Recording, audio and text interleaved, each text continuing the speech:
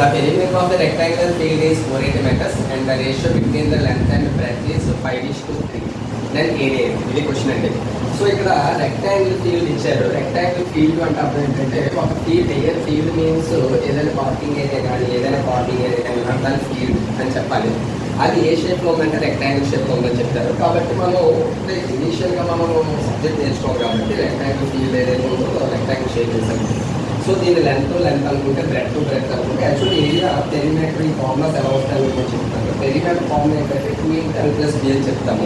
Actually perimeter అంటే అర్థం ఏంటంటే చుట్టుకొలత. తెలుగులో చూసుకుంటే కనుక చుట్టుకొలత అంటే ఓవరాల్గా ఏదైతే ఉందో అన్నిటి యొక్క లెన్స్ ఆఫ్ ఏదైతే ఉందో బ్రెడ్స్ ఏదైతే ఉందో అన్నీ కూడా క్యాలిక్యులేట్ చేయాల్సి వస్తుంది.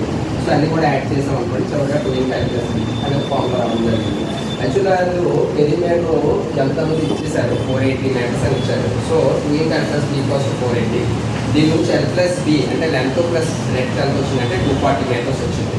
సో వాళ్ళ తర్వాత ఏం ఇచ్చారంటే the ratio between the length and breadth. Length breadth యొక్క రేషియో అండ్ ప్రపోర్షన్ ఉంటుందండి. అంటే వాళ్ళు ఎలా డివైడ్ చేసి ఉన్నాయి అంటే లెంత్ బ్రెడ్త్ 5:3. ఇక్కడ మనకు వచ్చింది లెంత్ ప్లస్ బ్రెడ్త్ వచ్చింది 240 మీటర్స్. ఈ 240 మీటర్స్ లెంత్ బ్రెడ్త్ ఎలా డిస్ట్రిబ్యూట్ చేసుకున్నాయంటే 5:3 రేషియోలో డిస్ట్రిబ్యూట్ చేసుకుంటాయి. దాని అర్థం ఏంటంటే లెంత్ 5 పార్ట్స్ బ్రెడ్త్ 3 పార్ట్స్గా మనం అర్థం చేసుకోవాలి. So total parts length breadth ఉంటుంది కాబట్టి ఆ రెండింటిని యాడ్ చేస్తే టోటల్ పార్ట్స్ వస్తాయి. లెంత్ ప్లస్ బ్రెడ్త్ ఎంత ఉంటుందంటే 5+3 అంటే 8 పార్ట్స్. అంటే వాళ్ళు 8 పార్ట్స్ 240 మీటర్స్గా 240 మీటర్స్ 8 పార్ట్స్గా డివైడ్ చేశారని అర్థం. సో 1 పార్ట్ కావాలి అనుకుంటే కనుక 240 8తో డివిజన్ చేస్తే 1 పార్ట్కి 30 మీటర్స్ వస్తుంది.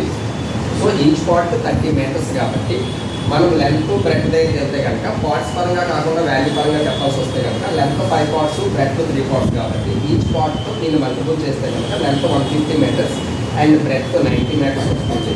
సో యాక్చువల్గా క్వశ్చన్ పార్ట్ ఏదంటే this is the question part. ఎప్పుడైనా మనకి క్వశ్చన్లో 2 పార్ట్స్ ఉంటాయి. ఇన్ఫర్మేషన్ పార్ట్ ఉంటుంది, క్వశ్చన్ పార్ట్ ఉంటుంది. ఆ ఇన్ఫర్మేషన్ పార్ట్ లేదంటే హింట్ ఏదైతే ఉందో దాన్ని బేస్ చేసుకొని క్వశ్చన్ పార్ట్ మనం సాల్వ్ చేయాల్సి ఉంటుందండి. సో అడిగిన క్వశ్చన్ ఏంటంటే ఏరియా అడిగాడు. ఏరియా అంటే అన్నింటి ఫ్రీనే, కానీ l+b రావాలంటే లెంత్ బ్రెడ్త్ తెలియాలి కాబట్టి అంతా మనం చేయాల్సి వచ్చిందండి. So length 150 into breadth 90 meters. So నెంబర్ని మల్టిపుల్ చేస్తే 13,500 వచ్చింది. ఎప్పుడైనా మన యూనిట్స్ని కూడా మల్టిపుల్ చేయాలి.